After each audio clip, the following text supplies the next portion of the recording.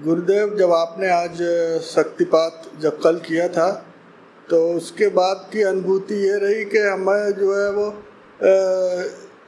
भस्त्रिका ने जोर मारना शुरू कर दिया, लेकिन वो शांत हो गई थी। लेकिन उसके बाद अश्रुपात हमारा शुरू हो गया, उससे शरीर पूरा हल्का हो गया जी। और जो मंत्र जाप जब हम कर रहे थे तो पहले ये यहाँ सहस्त्रार्थ पे ध्यान नहीं जाता था। मंत्र जाप करने पे ओम या करने, उसके बाद से फिर सहस्त्रार्थ पे ध्यान जाने लगा। और ये लगता है जब तेज जब मंत्र उच्चारण होता है, ये लगता है जैसे फट जाएगा ऊपर से। और हाँ जी, ओम मंत्र में यही होता है, ये बिल्कुल फट जाएगा ऊपर से। और ये बहुत ज़्यादा खिंचाव महसूस होता है, जैसे फट जाएगा।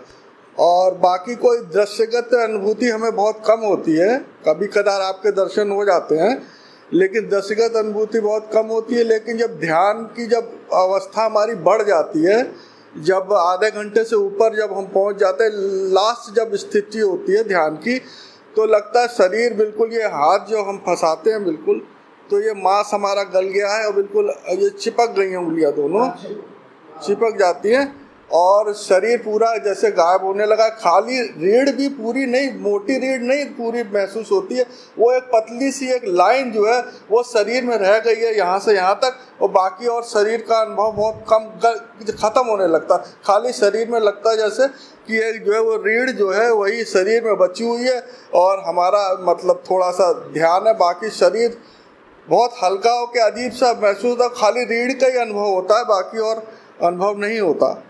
शरीर का भान नहीं रहता, खाली रीढ़ रहती है। और इस जगह पीठ के हृदय चक्र के पीछे बहुत ज़्यादा दबाव महसूस होता है, जैसे लगता है यहाँ से फट जाएगा। ये फट जाएगा क्या मतलब, गर्म होता है या क्या मतलब होता है? बिल्कुल इसमें पीड़ा होती है बहुत ज़्यादा। अच्छा, पीड़ा ऐसी होती है, वायु का दबाव बढ़ता होगा। हाँ, आपकी साधना अच्छी है क्योंकि आपका सिर्फ रीढ़ का ही बिल्कुल, ये बिल्कुल एकदम तार की तरह बिल्कुल एक बस दिखाई देती है, और लेकिन बहुत सख्त बस, और शरीर बहुत गायब होने लगता है बिल्कुल एकदम से, और हल्का शरीर हो जाता है बिल्कुल एकदम, जैसे लगता है ऐसे कभी उठेगा, ऐसा भी महसूस होता है। हल्का होगा, थोड़ी साधना उसी में, और अगर जैसे लगता है बढ़ जाए थोड़ी बहुत देर, आधा घंटा और अगर बढ़ जाए तो शरीर उठ जाएगा हमारा, ऐसे ऊपर जाएगा, शरीर हल्का हो रहा होता है। हाँ, देखो इस अवस्था में आपने आधा घंटा कहा है, सही आधे बात घंटे के बाद से क्रिया शुरू होती है। आधे घंटे कम से कम आपको एक सवा घंटा एक बार में बैठना चाहिए। और आपने अभी कहा कि भस्त्रिका चलने लगी, आप शायद प्राणायाम करते हैं जी? हम 1 घंटा आसन प्राणायाम मिला के 1 घंटा कर लेते हैं। वो नहीं चाहिए ध्यान भले छूट जाए अवस्था के कारण या कोई काम आ जाए, लेकिन प्राणायाम और ये आसन 1 घंटा हमारा फिक्स है, उसमें कोई चेंज नहीं होता। चाहे हम 10 बजे करें चाहे 12 बजे करें, खाना उसी के बाद, नाश्ता उसी के बाद ही होता है। फिर अच्छी बात है, आप लगे रहिए, आपका ध्यान अच्छा लगता है जैसा कि आप कहते हैं। एक समस्या और है कि हमें जैसे कहीं बाहर जाना पड़ जाए तो घर के अलावा अगर हम भोजन कहीं कर लेते हैं तो हमारा साधना बिल्कुल गायब खत्म हो जाती है। सभी का यही हाल होता है, बहुत ज़्यादा इनकी परेशानी है। तो इससे हम इतना परेशान है कि यहाँ भी खा रहे हैं तो यहाँ भी हमारे को जो है वो समझ में नहीं आ रहा है, और हमारे शरीर में अशुद्धता इतनी बढ़ जाती है कि फिर ध्यान क्या हमारा दिमाग ही बिल्कुल बदल जाता है, इतनी अशुद्धता आ जाती है। घर से बाहर का खाना खाने में अशुद्धता आती है, लेकिन अगर नहीं कहते कि मनुष्य को जीवन जीने के लिए समाज में यानी व्यवहार में तो आना ही पड़ता है, कभी रिश्तेदारी में, मित्रों के पास, कभी बाज़ार में या इधर उधर ज़रूरत जब पड़ती है तो घर के बाहर निकलना ही पड़ता है। तो साधना ऐसी चलती है। अब ठीक है, अब अशुद्धता आने के कारण ऐसी अनुभूति होती है, और जब घर में आए फिर कठोर साधना करिए, फिर अशुद्धता निकालिए, फिर वही करिए, जीवन ऐसे ही चलता है। जब गृहस्थ में रहते हैं ना तो यही होती है, अशुद्धता आएगी, यानी जितना कमाया है या जितना आगे बढ़ा है फिर थोड़ा ठहर गए, गंदगी भर ली, हमने भरी नहीं, वो एक प्रकृति का नियम है, तो वो तो हमें सहना ही पड़ेगा।